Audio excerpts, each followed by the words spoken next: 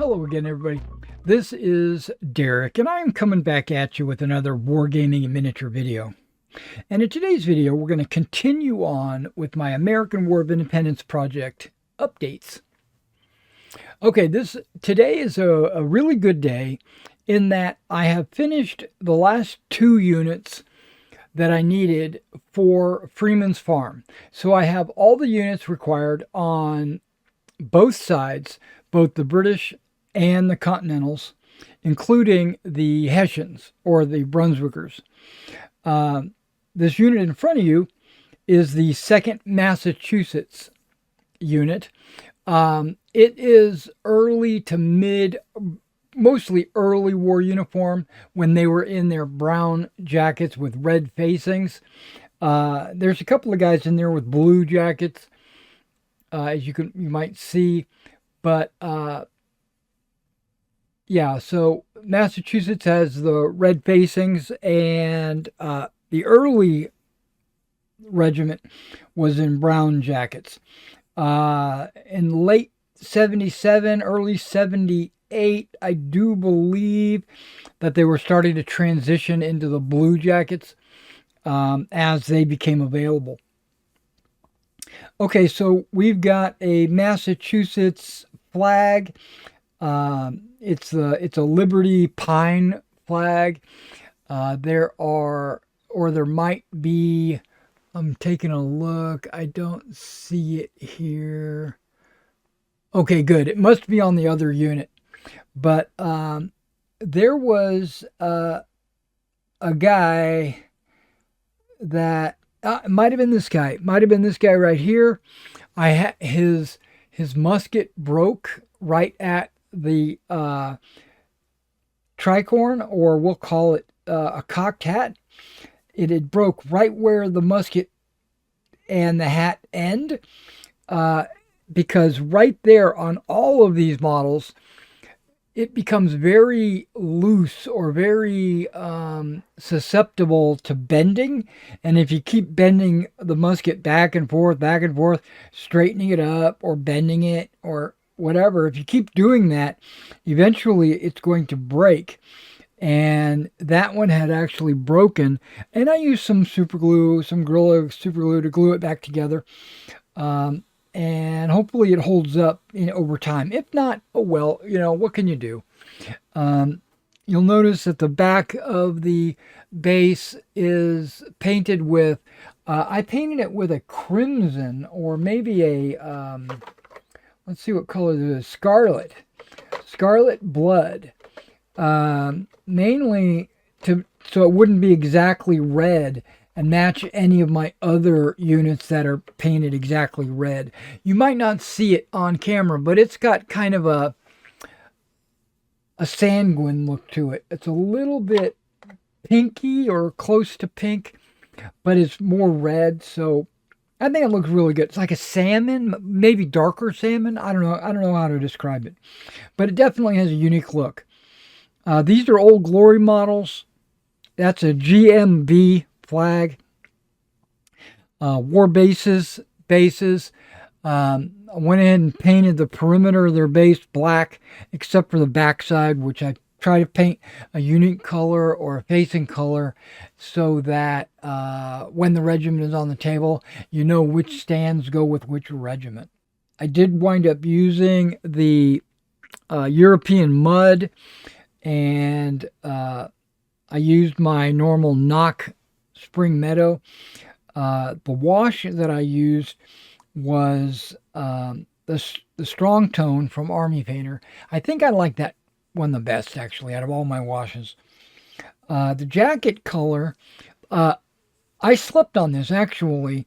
In the middle of my laying in bed, head on the pillow, my mind was just racing on which color would actually be the best color for not only this unit, but for the next unit that I'm about to show. And I settled on Field Drab, right? That's the brown. I used Field Drab.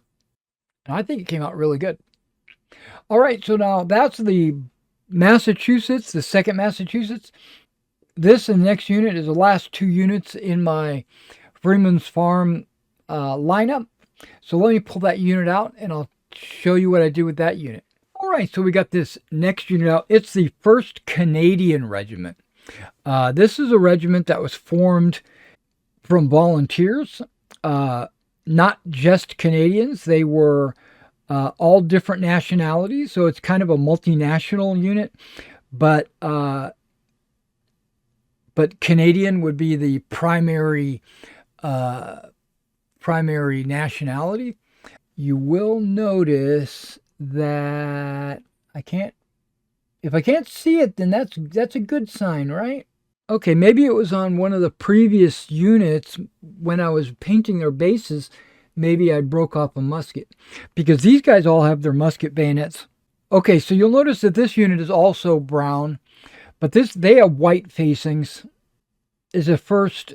Now when they were first voluntold to join the 1st Canadian, they showed up and had a variety of different uniforms, blues and browns and even reds.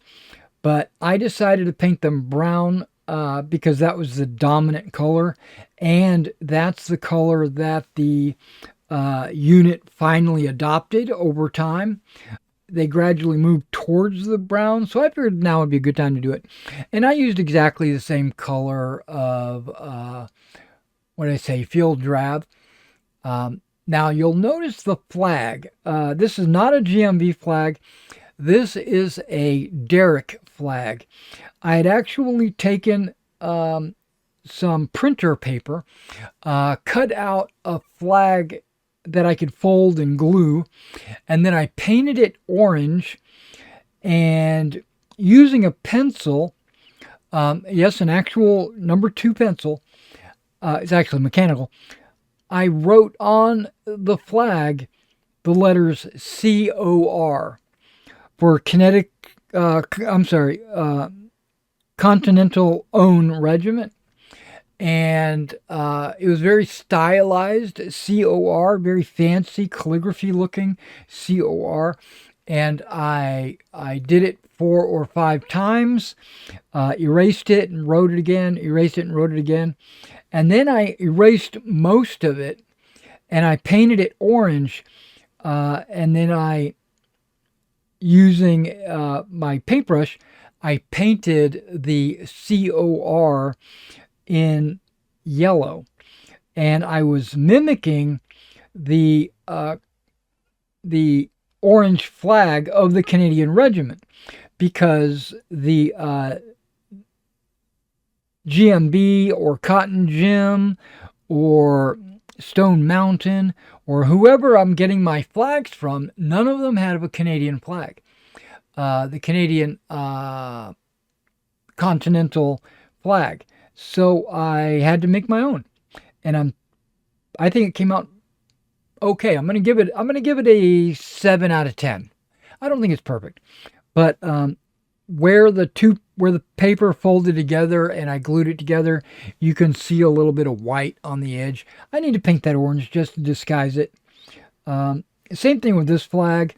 This flag has like a gold trim around the edge.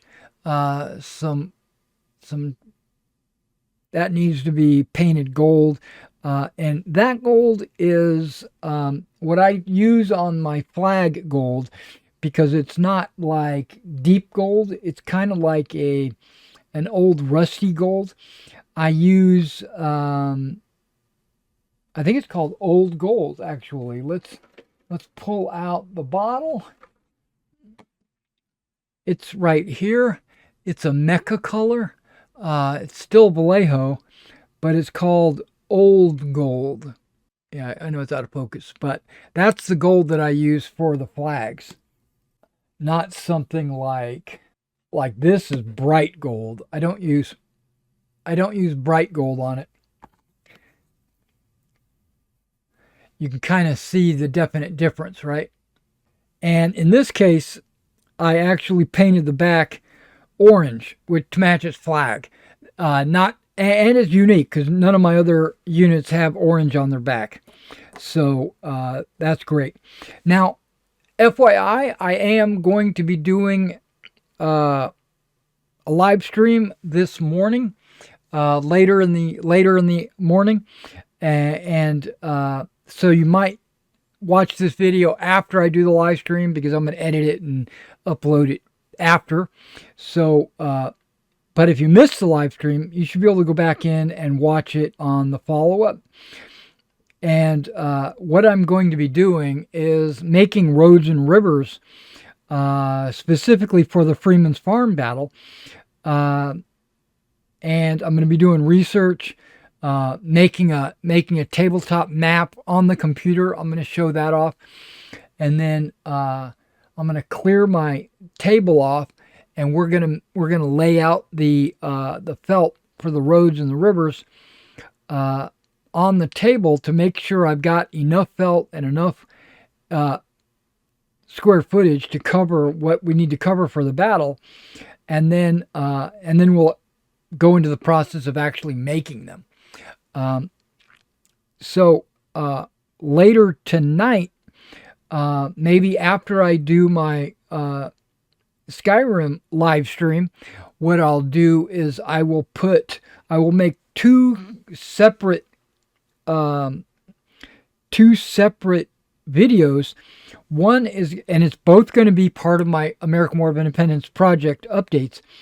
But what I'm going to do is I'm going to lay out all the Continental regiments that I've done, with their generals and their cannon and the limbers and basically everything that is part of the army for the Continentals. I'm going to lay all that out and show it off on full display. What do they call that? Soldiers on parade, right? And then I'm going to do the same. I'm going to make a second video where I'm going to do the same with the Continentals.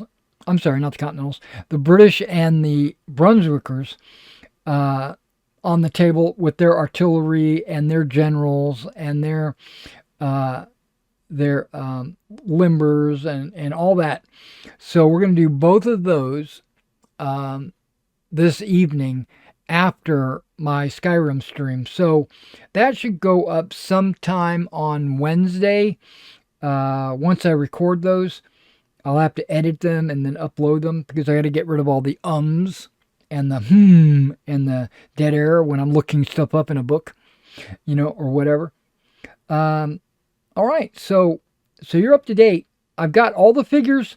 Now I just need to make the battlefield more. I could just lay out some blanket and just play, but I want the battlefield to be fairly attractive. I consider the battlefield to be a good portion of a presentation of a battle, of how it looks. I mean, why do you spend hours and hours and hours painting your models to put them down on a table that doesn't look good? A flat table with a green blanket and some styrofoam hills and some unpainted buildings or whatever. Why would you do that, right? So you have to put some effort into not just your figures, but also the buildings, the fences, the roads, the rivers, the trees, everything. And today we're going to be working on roads and rivers. I might in the future do some fields because I've got a floor mat that I want to cut up into smaller chunks. And then I also have some fencing that I would like to do. I won't really know exactly how much I need to do until I start laying everything out on the table. And then I see that I've got some holes or some spots missing. And then I'll be able to put all that terrain in a box, right? Because I'm not making terrain tiles. I'm making roads and rivers that I can lay on a table mat. And because of that, I'm going to be able to put all the buildings, all the town sectors, all the trees, all the fields, and roads and rivers, and bridges, and whatever else I need, I can put in a box, a single box. And then when I go to a convention and I want to run Freeman's Farm, I can just grab that one box, and then I will know I have all the terrain I need for that battle. And then I just have to make sure I've got all my figures with me, obviously, and dice and rules and all that other stuff. Yeah, so it's going to be basically my Freeman's Farm travel kit, and I'm hoping to maybe I'm debating it, but I think I might go to NashCon this year and run Freeman's Farm using Land of the Free. I think that's something that I might want to do. All right, guys. Well, I'm going to let you go. No. I'm not going to let you go. I'm going to say one more thing.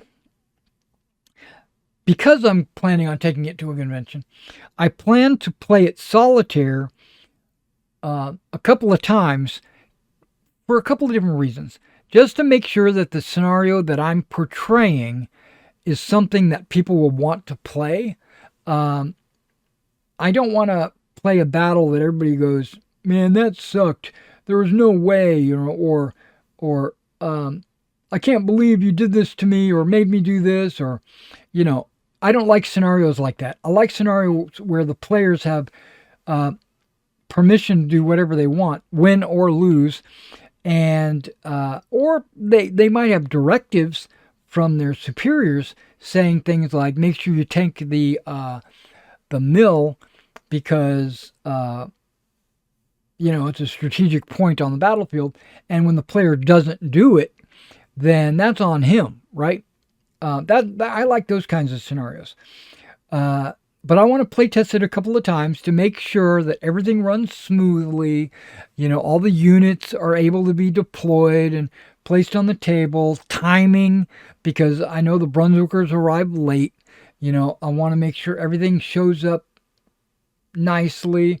I am going to take the multiple scenarios that I have of Freeman's Farm, and I'm going to kind of read over how each of these companies decided to portray their Freeman's Farm scenario, because I noticed they're all a little bit different, and see if I can't do it better for a convention, because I want it to be over with in 4 hours. I want people to sit down, get assigned their troops, and then start moving them and rolling dice within the first 15 minutes. And then finish within the last 15 minutes so that I can pick everything up. Yeah, I'd like to do that. And Freeman's Farm is not such a large battle that such a large battle that it can't be played in 4 hours. I think it can be using the Land of the Free rules. Plus, there's a couple of rules in Land of the Free that, to me, make the game play too fast. I mean, it's like you shoot at a guy. If he fails his roll, remove the unit. No, I mean, it's not that bad, but it feels that way. And I want to do a little bit of homebrew tweaking of that rule, specifically the morale for taking hits. And so I want to play it a couple of times to make sure it works. I don't want to make changes and then do it at the convention and then everybody says that rule sucked. Why was that in the game? That kind of stuff. But having said that, I got a third stipulation.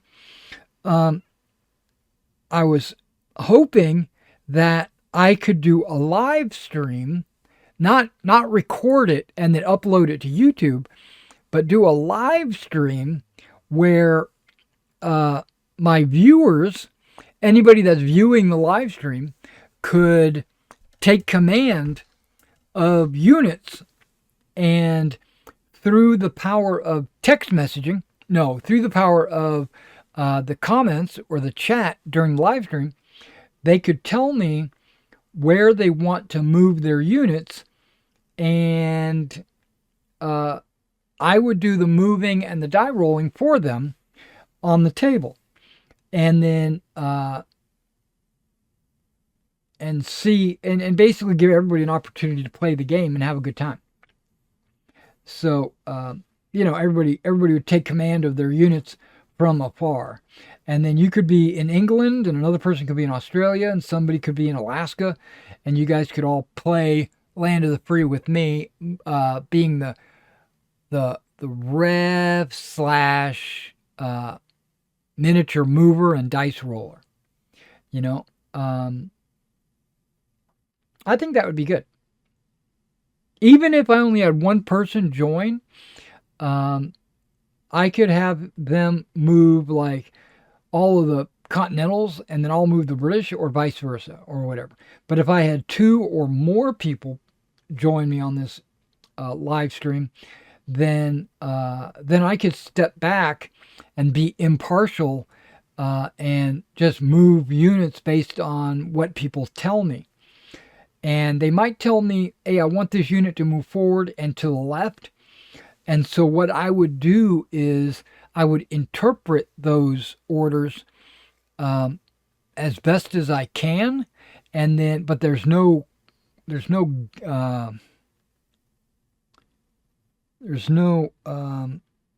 takebacks, no mulligans.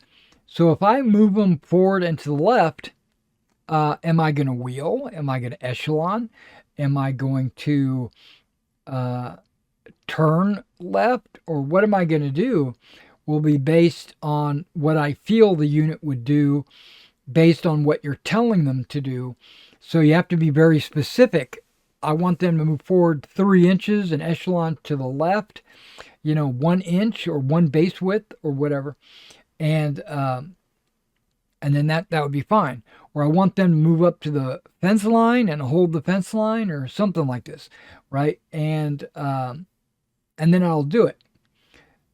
If I get it wrong, oh well, too bad. It got misinterpreted when you sent them the message, via courier. Yeah, okay, so that's it. I just want to let you know that in the near future, once I get the table made, I'm probably going to play it live, maybe with some viewers. If I don't get any viewers, then I can just play it solitaire, and or if I get no volunteers, I should say, I can just play it solitaire. But at that point, I won't need to do it live. I can cut out all the in-between turn activity. All right, guys. Well, that's the end of the update for today. Tune in for the full Continental Army video and the full British video. And remember, if you want to shop and get these kinds of figures, either 28 mil, 15 mil, or whatever on American War of Independence, World War II, Napoleonics, or what have you, just contact, or I'm sorry, go to my eBay store and check it out there. And if you like the way I paint my miniatures and base them up or whatever, I would be glad to do that for you as a commission. Just contact me via the email, or you can contact me directly through YouTube, or I guess the email would be the best way to contact me to do that. Or you can contact me on eBay, because a lot of my customers contact me via the eBay message system. I check that every day because I've got mail going out all the time. So, orders going out all the time. All right. Well, I'll catch you in the next one.